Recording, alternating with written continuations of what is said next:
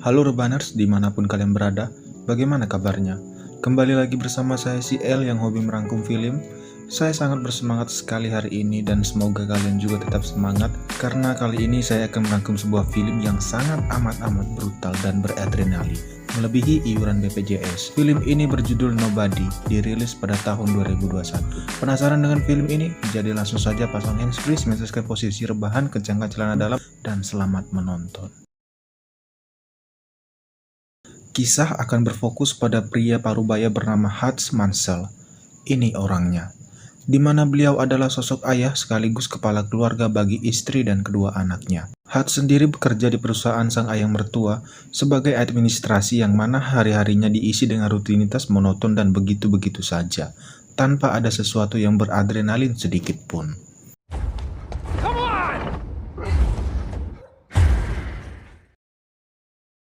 Hingga suatu malam kediaman Hutz pun didatangi dua pencuri, yang mana Hutz sendiri berhasil memergoki mereka.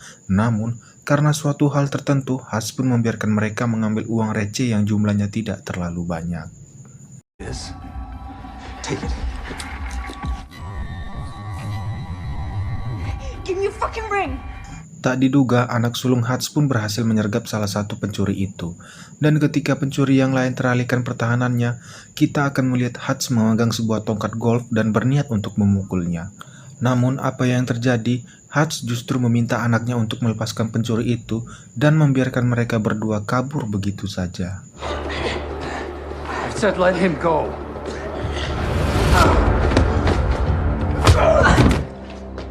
What the fuck, Dad?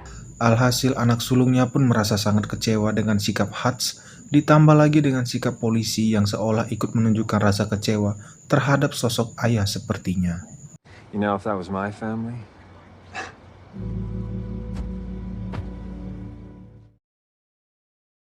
Tak bisa dipungkiri, kejadian tersebut pun menimbulkan dampak negatif, yang mana hal itu cukup menjadi bukti bahwa sosok Hutz sebagai kepala keluarga sekaligus pelindung keluarganya mulai mendapat keraguan dari istri dan anak sulungnya, kecuali si bontot yang masih kecil.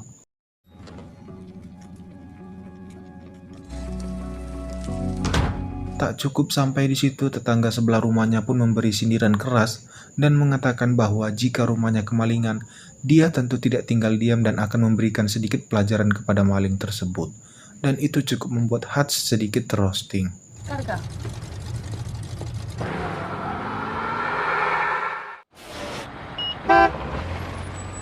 Tak hanya di rumah, di tempat kerjanya pun Hutz mendapat perlakuan kurang menyenangkan ketika adik istrinya alias adik iparnya sendiri menyayangkan kejadian semalam dan memberikan sebuah pistol untuk Hutz berjaga-jaga. So, Jesus! Alright, don't want it. Keep my sister safe, bro.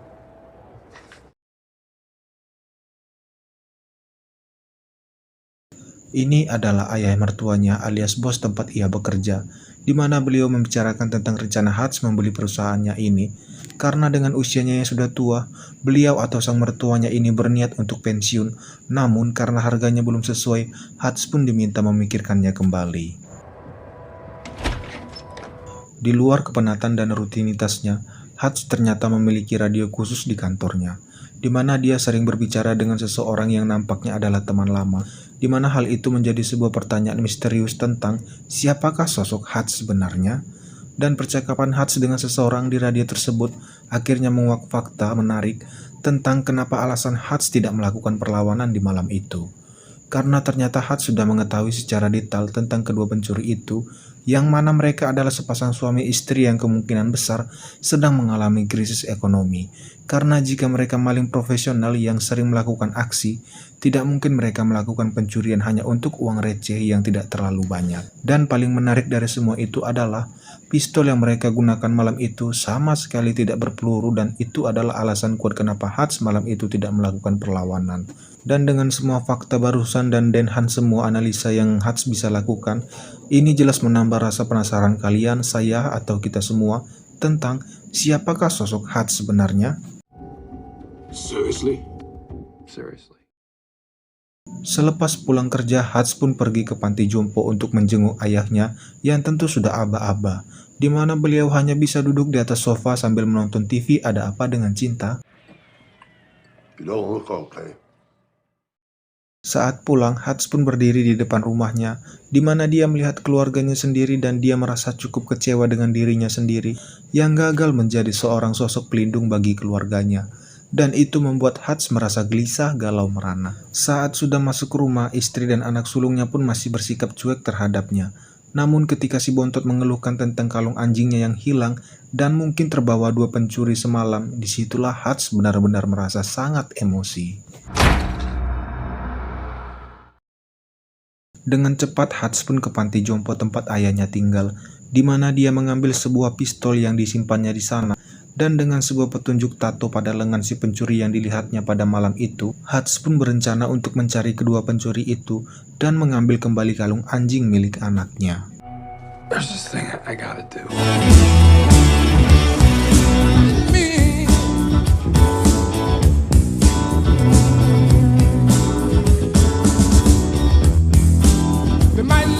Setelah mendatangi beberapa tempat pembuatan tato, sampailah Hutz di sebuah tempat tato yang sudah berdiri puluhan tahun, di mana tempat itu diisi dengan orang-orang yang bukan sembarangan, dan kedatangan Hutz ke sana cukup menarik perhatian orang-orang tersebut. Who are you? Namun yang menarik adalah ketika salah satu kakek melihat tato pada lengan Hutz, dia pun seketika terkejut dan mengatakan, "Terima kasih atas jasamu." Thank you for your service. Saat si kakek masuk ke ruangannya dan mengunci pintunya dengan sangat amat rapat, disitulah orang-orang mulai berubah sikap dan dengan senang hati mau membantunya.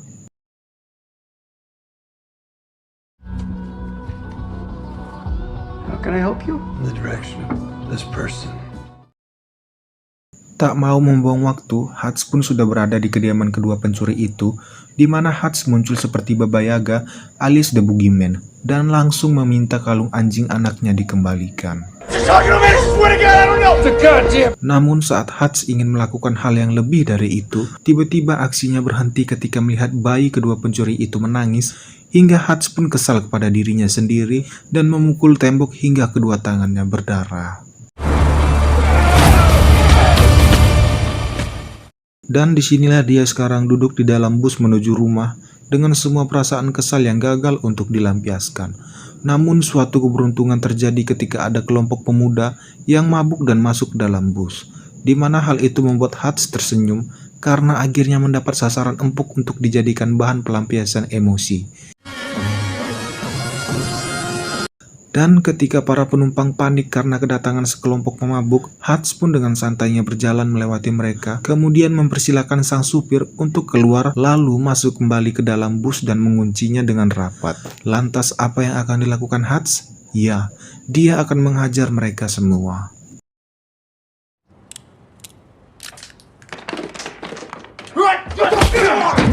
Terjadi perkelahian 1 lawan 5 pemuda tinggi besar, di mana Hutz memiliki perawakan kurus dengan brutalnya menghajar mereka semua, yang mana adegan ini cukup ditampilkan dengan realitas dan itu sangat-sangat beradrenalin.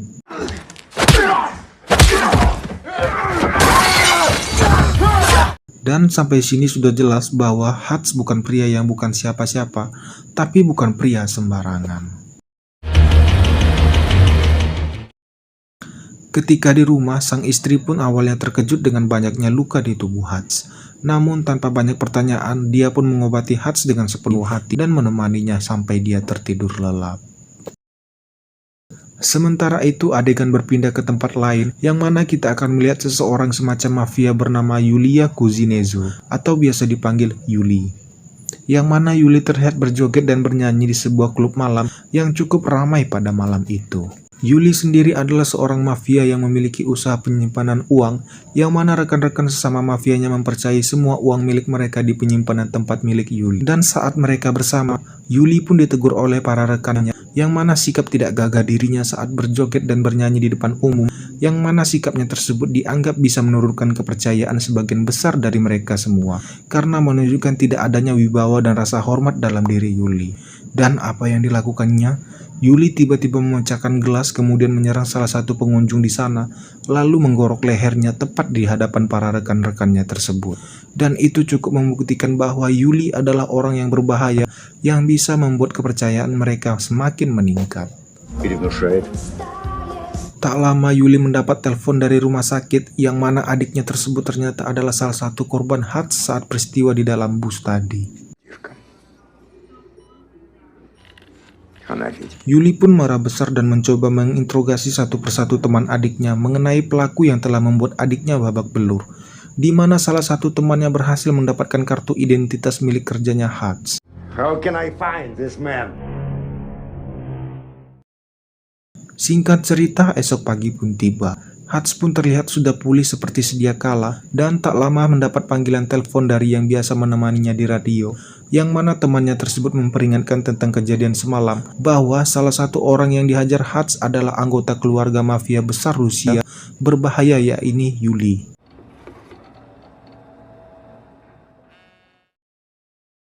Untuk mencari informasi mengenai si Yuli ini, Hutch pun pergi ke tukang cukur, di mana di situ ada seseorang yang cukup penting. Entah siapa itu, tapi sekilas saya sudah bisa menebak bahwa orang tersebut kemungkinan besar adalah sebuah agensi yang pernah mempekerjakan Hutch di masa lalu. We long. He's as bad as they come. Dan setelah melihat dokumen tentang Yuli, Hutch pun sedikit tidak menyesal tentang perbuatannya semalam dan akan menghadapi setiap risiko atas tindakannya tersebut. Yuli sendiri memberikan kartu identitas milik Hutch kepada stafnya, di mana staf tersebut menyuruh salah satu orang dari pihak pemerintahan atau Pentagon untuk melacak alamat dan data tentang Hutch. Dan alangkah kagetnya si staf tersebut mengetahui bahwa Hutch adalah orang yang sangat berbahaya, di mana kita bisa melihat beberapa foto yang memperlihatkan kebrutalan Hutch di masa lalu. Sampai-sampai si staf tersebut memutuskan untuk tidak ikut campur dan mengundurkan diri dari pekerjaannya saat itu juga.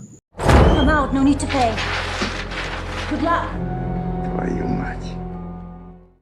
Saat Hutch sedang makan malam, di luar dugaan Yuli ternyata bergerak lebih cepat dari dugaannya, di mana dia mengirimkan beberapa pasukan ke alamat rumahnya untuk menghabisi Hutch beserta seluruh keluarganya. Dengan cepat, Hutch pun meminta keluarganya untuk ke ruang basement, di mana mereka semua dibuat bingung dicampur kaget saat mengetahui bahwa ruang basement mereka selama ini ternyata memiliki teknologi yang cukup canggih. Dan di saat keluarganya bingung dengan semua ini, Hutch pun meminta mereka semua untuk tetap tenang dan jangan panggil 911. Don't call 911. Ketika pasukan Yuli masuk, sesaat saya diingatkan dengan film John Wick ketika rumahnya didatangi kiriman mafia Rusia bernama Vigo. Dan sekarang saya makin dibuat penasaran apa yang akan dilakukan Hutch kepada pasukan Yuli ini. Faktanya, Hutch ternyata memiliki jiwa brutal 2 kali lebih sadis dibandingkan John Wick, di mana Hutch membantai sebagian besar pasukan Yuli dengan begitu gila, meskipun akhirnya dia harus tertangkap dan disentrum dari belakang.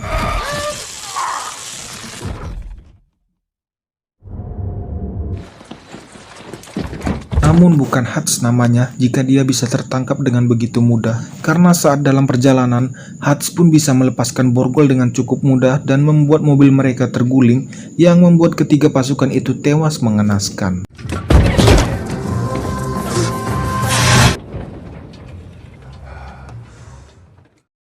Hutch pun kembali ke rumah dan memberanikan diri, di mana dia dengan tenangnya membawa istri dan anaknya keluar dan melihat begitu banyak jasad bertebaran, kemudian menyuruh mereka untuk pergi ke tempat aman sampai situasi benar-benar kondusif. Karena masih bingung dengan apa yang terjadi, sang istri pun bertanya mengenai apa yang terjadi sebenarnya. Namun Hutch yang tertutup memintanya untuk percaya dan yakin bahwa situasi ini akan kembali aman. Deal with us then. Setelah istri dan anaknya pergi ke tempat aman, Hutch pun membuka kotak berisi emas batangan miliknya, yang mana itu adalah sisa harta di pekerjaannya di masa lalu. Kalau di John Wick kan dia punya emas batangan tuh, yang kalau dibuka isinya coklat. Kalau di sini Hutch punya emas batangan. Sneaky devil.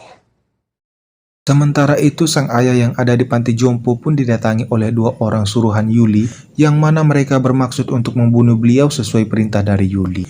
Dan Anda akan benar-benar terkejut ketika melihat kedua orang suruhan Yuli tersebut sama sekali tak berkutik ketika ayah Hutch yang sudah tua ini ternyata lebih berbahaya dari yang dibayangkan.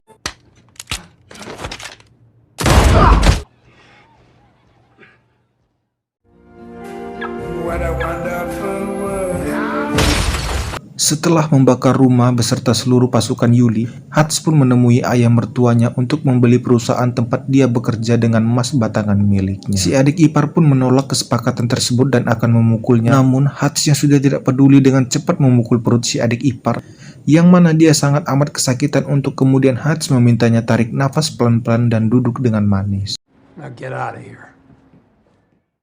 Di sisi lain, Yuli pun cukup terkejut mengetahui bahwa semua pasukan kirimannya tewas ditambah salah satu anggota pasukannya tersebut adalah salah satu asisten kesayangannya. Sama seperti Viggo, orang yang telah macam-macam dengan orang yang salah yakni John Wick, Yuli pun mengerahkan semua pasukan miliknya dan semua orang yang ada hanya untuk menangkap satu orang, yaitu Hutch Mansell.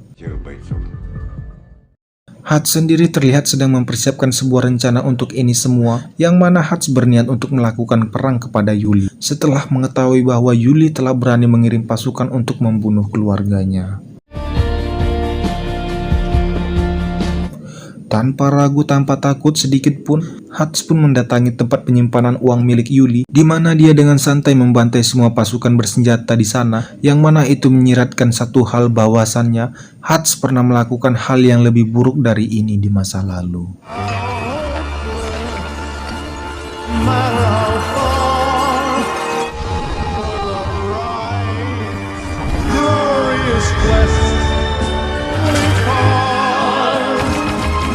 Tak hanya itu, Hutch pun membakar semua uang milik rekan-rekannya Yuli, yang mana tertentu itu akan membuat Yuli akan bertanggung jawab atas hilangnya uang milik mereka.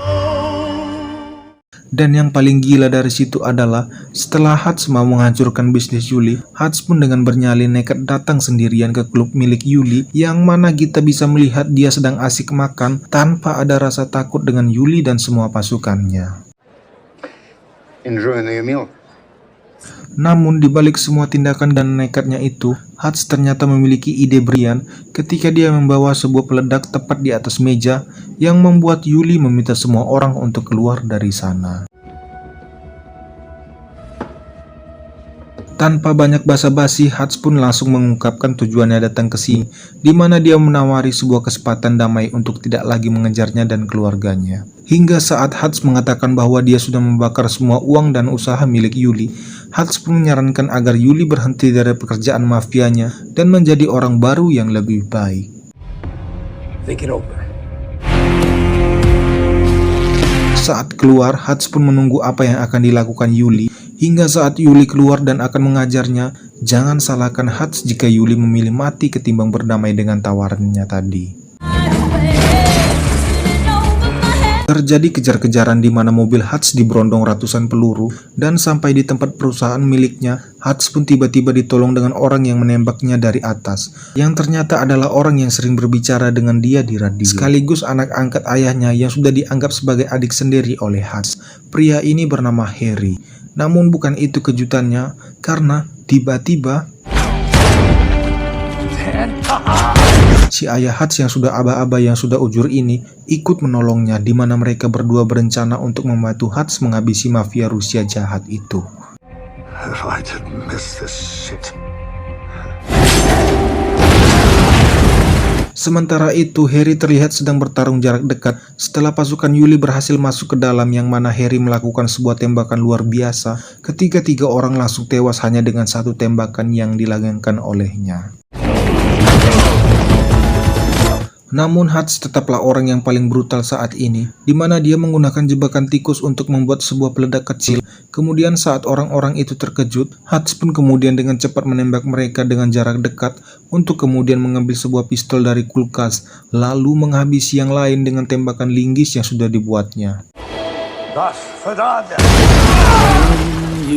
Ketika mereka bertiga berkumpul, disitulah saat masa lalu terulang kembali, yang mana mereka bertiga adalah keluarga yang sangat ditakuti, karena memiliki sebuah profesi yang cukup mengerikan di masa lalu. Setelah semua pasukannya tewas, tersisalah si Yuli yang berhasil hidup, di mana dia berhasil menembak bahu Harry, di mana mereka bertiga terdesak. Dan jangan anggap ini adalah adegan dramatis yang akan berakhir menyedihkan, karena dengan semua kegilaan dan kebrutalan Hutch, dia pun nekat menempelkan ranjau peledak pada pintu anti peluru, Kemudian datang mendekati Yuli sedekat mungkin, lalu meledakkan ranjaunya tepat di depan bebenguk si Yuli, hingga membuatnya tewas dengan kondisi yang sangat mengenaskan. Setelah semua ini berakhir, Hutch pun kemudian ditangkap dan diinterogasi oleh 2 orang polisi, di mana mereka berdua sangat amat terkejut dengan ratusan jasad manusia di lokasi tersebut, dan seolah tak percaya jika Hutch telah melakukan itu semua sendirian. Tak lama salah satu polisi pun mendapat panggilan telepon, disusul dengan yang satunya lagi, di mana mereka mendapat telepon dari orang yang sama, yang nampaknya sangat penting entah siapa itu. Namun yang mengejutkan adalah mereka berdua meminta maaf telah menangkap Hutch dan melepaskannya begitu saja tanpa ada sesuatu yang menyulitkannya sedikit pun. Saat polisi itu bertanya, "Siapakah kamu sebenarnya?" Hutch pun menjawab, "Aku bukan siapa-siapa." Me, I'm nobody. Tamat ending yang sangat mengenang-badikan.